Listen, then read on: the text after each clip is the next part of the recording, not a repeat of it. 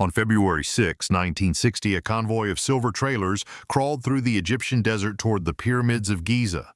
They wore the red dust of the Nubian Desert, and 3 of them listed badly to one side.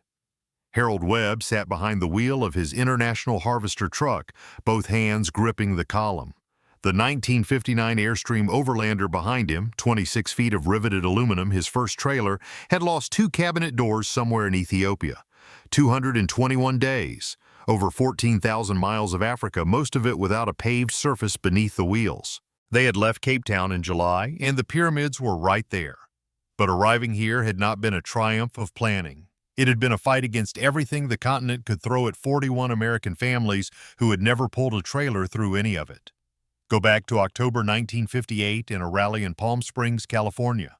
Wally Byam announced he was leading an Airstream caravan from Cape Town, South Africa to Cairo, Egypt, the full length of the continent. Byam had led caravans through Mexico, Central America, and Europe before this. But Africa was a different proposition, a continent enormous in scale, politically unstable in ways Europeans had not yet reckoned with, and poorly mapped beyond its colonial highways. 13 planning bulletins went to the families. They covered vaccinations, vehicle carnets, international licenses, and a non-negotiable requirement. Every tow vehicle must be 4-wheel drive, with International Harvester trucks specifically recommended. Harold and Dorothy Webb of Akron, Ohio, were among the 25 families who had never pulled a trailer before.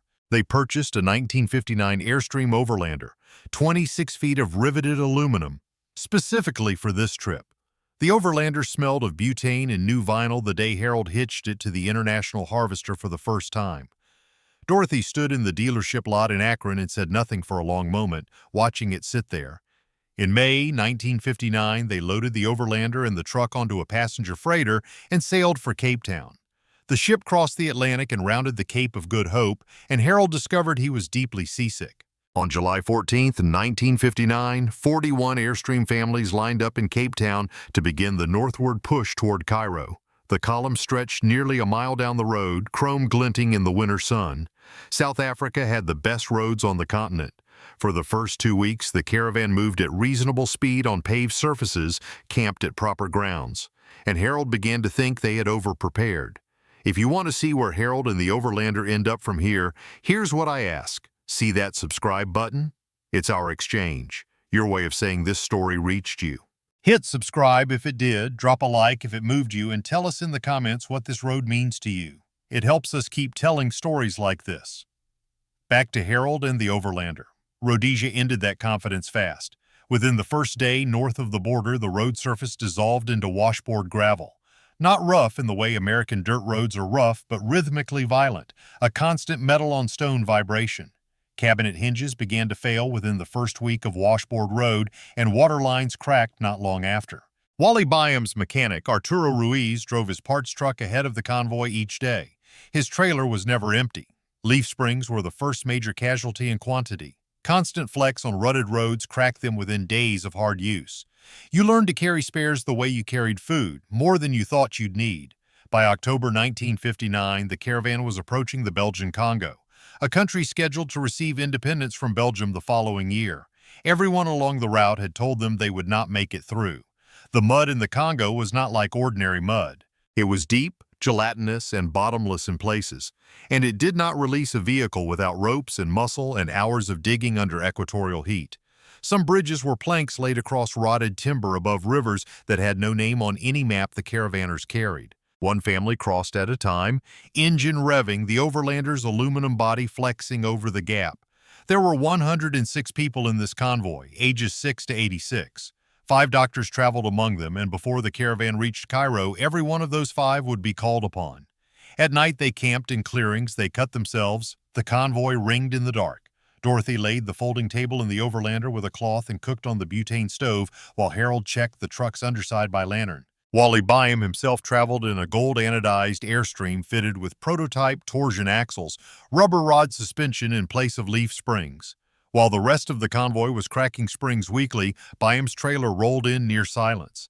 He was 62 years old and had been planning this route since 1952. Every morning in camp, he walked the full length of the convoy, checking on families, checking on rigs, making the day's plan. The political tension in the Congo was not abstract. The local population watched the convoy pass with expressions ranging from curiosity to anger. The Belgian colonial government was dissolving in plain sight, and the road felt it. They moved through the Congo in fractions. A mile here, two there, sometimes a full day spent extracting one stuck vehicle before the rest could advance. The original schedule called for Cairo in December. That was not going to happen. Uganda opened up after the Congo. Paved road returned briefly, and the convoy moved at something close to normal speed. Harold wound down his truck window for the first time in weeks and heard birds. Kenya gave way to Ethiopia, and Ethiopia meant mountains. Steep ridges on unguarded single track barely wide enough for the trucks. Dorothy had stopped looking out the passenger side window after the first mountain pass. Harold did not blame her. Armed guards joined the convoy in Ethiopia, where roving bandits had been reported along the route. Harold drove with both hands on the wheel and his eyes straight ahead and said nothing about it to Dorothy. In the worst stretches of Ethiopian road, they spent entire days filling ruts before the vehicles could cross. Shovels, stones, planks stripped from surrounding trees.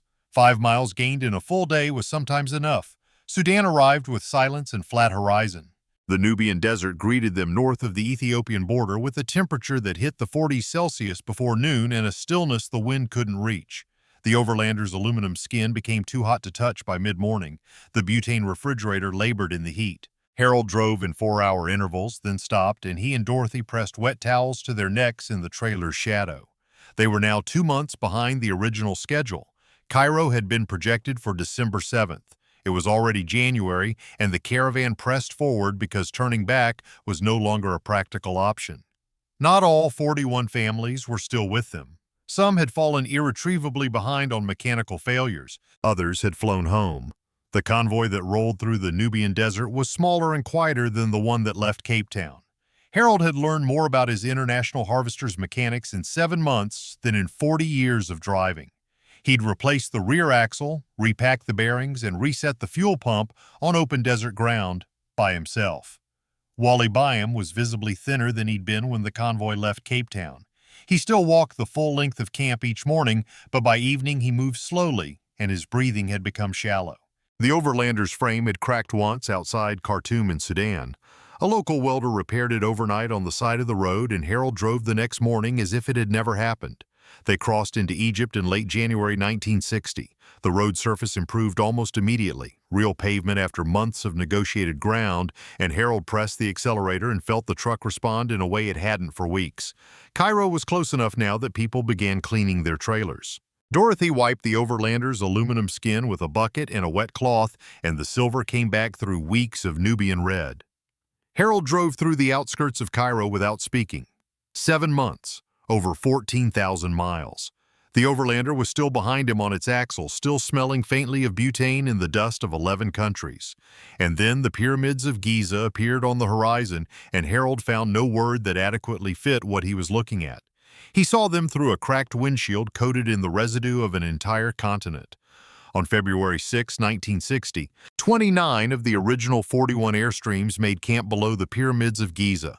They were 2 months late. They were all standing, trailers, trucks, and every person who had stayed. Wally Byam sent a telegram to the United States that night. It read, "Because the impossible takes a little longer, they had arrived a little late." But the Cape Town to Cairo caravan was history. The Airstream sat in a row with the pyramids behind them, battered, dust-coated, leaning slightly from bent frames, their chrome dimmed. They looked like something that had made it rather than something that had arrived. Harold and Dorothy sat in folding chairs outside the overlander that evening, and neither spoke for a long time. The butane lamp burned inside the trailer. The pyramids were dark shapes on the horizon, and the desert air was cold and still. The performance data from the overlander and the other trailers confirmed what Byam had suspected about his prototype torsion axles. The Duratorque system became standard equipment on all Airstreams from 1961 onward, a direct result of the Africa Road. 1 year after the caravan passed through, the Belgian Congo gained independence and descended into violence within weeks. The caravanners had driven through that country in what turned out to be its final passable season. Wally Byam flew home from Cairo and immediately began planning an around-the-world caravan. He was diagnosed with a brain tumor in 1961 and died in July 1962 at 66. The planning unfinished. The 1959 African Caravan remains the most demanding journey in Airstream history. The roads it crossed have mostly been paved since then. The families who drove them had a different Africa under their wheels than anyone who came after. Harold sold the Overlander in 1963 to a buyer who drove it to California and parked it in a field outside Bakersfield. It sat there for 30 years, the silver dulling slowly to gray, waiting for someone to find it.